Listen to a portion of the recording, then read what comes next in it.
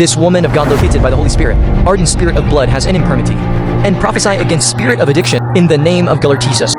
Ezekra, be reminded. I speak you now. Every spirit of bloodness in the name of Jesus. Every impurities be gone in Jesus' mighty name.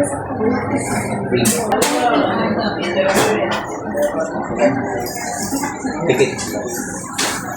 Mula. Tingin ka dun sa mako. Hindi mo dun. In Jesus' name.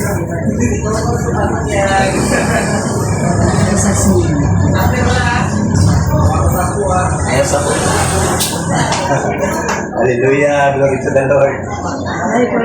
Nagkasin niyo na kanina na eh. Pikit-pikit. Okay. Saan yung salamin niyo? Suotin niyo ito na eh. Malabo na ito na eh. Suotin niyo, malabo na eh. Malabo, di ba?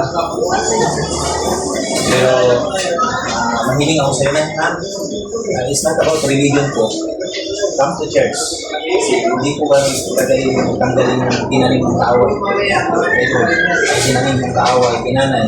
Bakit po? There's a spirit of addiction. Kailangan niyo po ng word. Ibig sabihin, makinig pa sa mga word. Amen. So, makinig po tayo.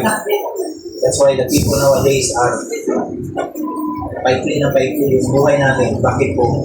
Because of abuse. Hindi natin alam as an entry point ng tawag. It's the grace of the Lord.